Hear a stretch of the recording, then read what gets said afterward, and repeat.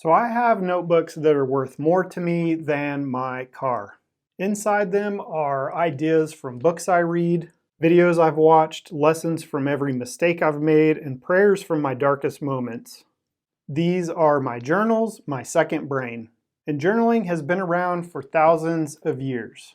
And in this video, I want to show you how journaling changes everything and how you can get started today. My name is Carsonial, and I help you build an intentional life using simple systems that create consistency in your life, work, and faith. This is the 5th video in the Shark series on intentional consistency. Today we're looking at the K, which stands for Keep a Journal. If you're not familiar with my Sharks method, it's just an acronym that stands for spiritual health, accountability, reading, keep a journal, and structure. But journaling is the integration point for all the Sharks pillars. Every great man in history kept a journal, but somewhere along the way, we stopped. We outsourced our thinking to apps and screens and ChatGPTs. But now we're paying for it with scattered minds and forgotten wisdom. So let me show you why journaling is the most important habit that you may not be doing. Everything that we've covered so far in Sharks lives inside the journal. Think about spiritual, writing those letters to God. That's journaling. Prayers, Bible studies, reflections, spiritual insights, they all go inside. Or what about health? A notebook is a place to track health metrics, things like exercise, weight, sleeping, sugar intake, whatever. You write it down. Then there's accountability, which journal provides accountability to yourself. It's where you process hard conversations, you can track commitments, reflect on feedback. It's essentially a place where you're tracking your progress and you can look back and see where you were, where you are, where you're going, and just be accountable to yourself. With reading, remember the commonplace book we talked about, which is basically a notebook, and it has a collection of all the thoughts and wisdom that you get from reading books all in one place. That's another form of journaling. So journaling is just one pillar, but it's the system that kind of holds everything together. So what happens when you don't journal? Well, first there's cognitive overload. This is when your brain tries to hold everything and you can't think clearly because you're using mental RAM for storage. Or how about this? You repeat mistakes because there's no record of lessons learned and you make the same errors over and over. Also, if you're not writing things down, you forget insights. Remember that brilliant idea that you had? Gone in 24 hours. That sermon that really hit you, you can't remember it a week later. And there's no proof of growth. You feel like you're not making progress because there's no evidence of where you've been. And then there's the scattered life. No system to process emotions, plan your days, or stay intentional. Your journal is your external hard drive. Without it, you're running on limited memory. And let me clarify what journaling is, because a lot of people out there think that journaling is somehow just writing daily diary entries, and it's not. Journaling is writing down what matters most so you don't forget it, processing thoughts on paper so you think clearly, tracking what you want to improve, such as health, habits, and goals, capturing insights from books, sermons, conversations, podcasts, videos, planning your days with intention, or even praying and reflecting on your spiritual life.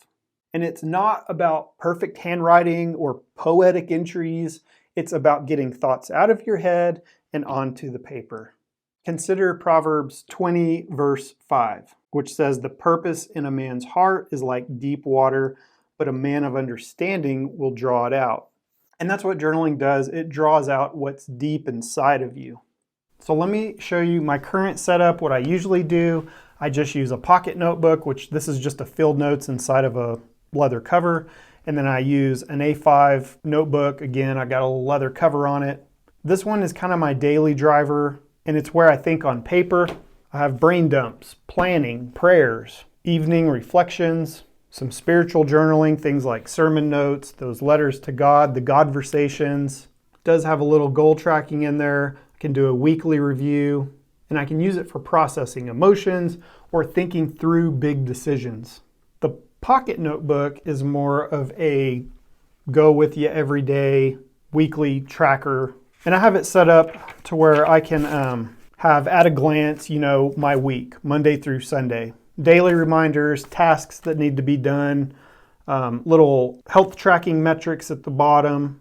If I've got a goal or priority for that week, it all goes here. You can slip it in your pocket, take it anywhere you go.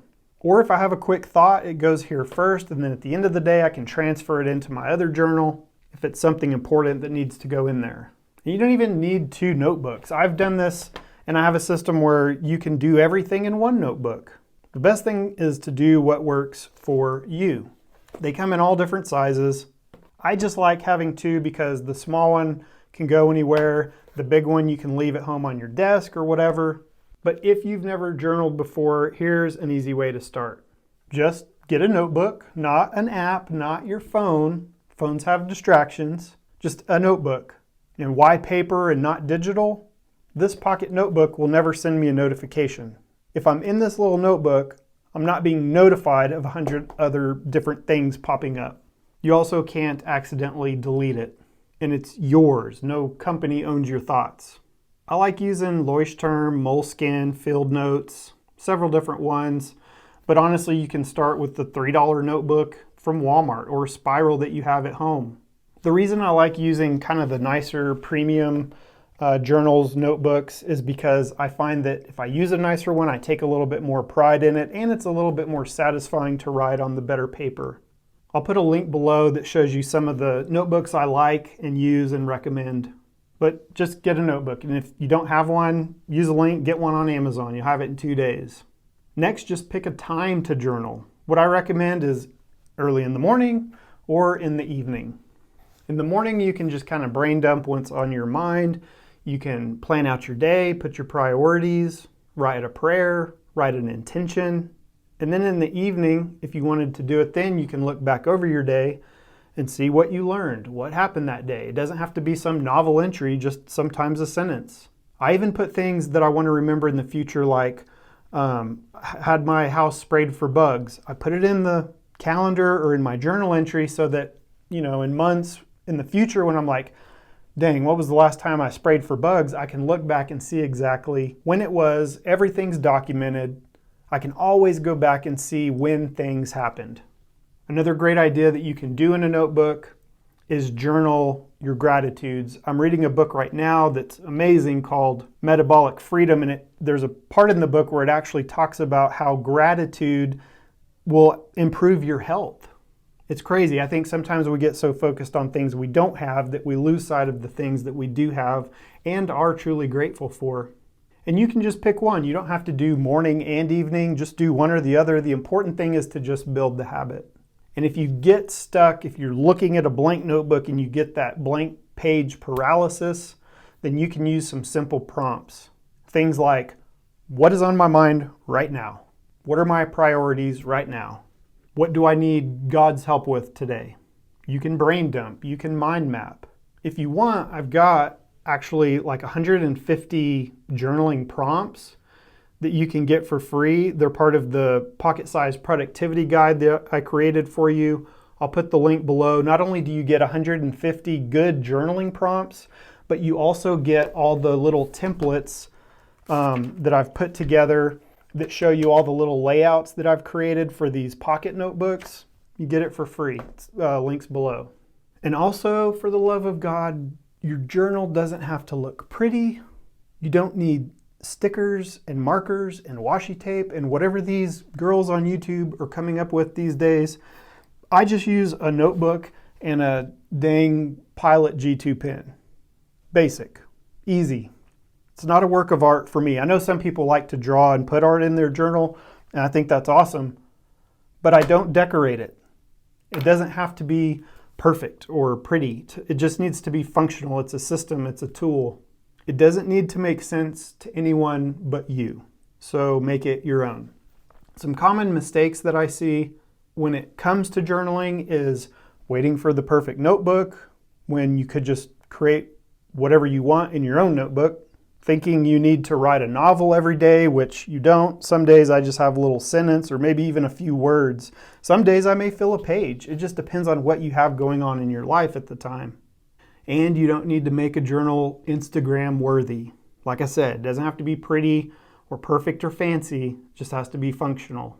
just right. Messy is fine. Short is fine.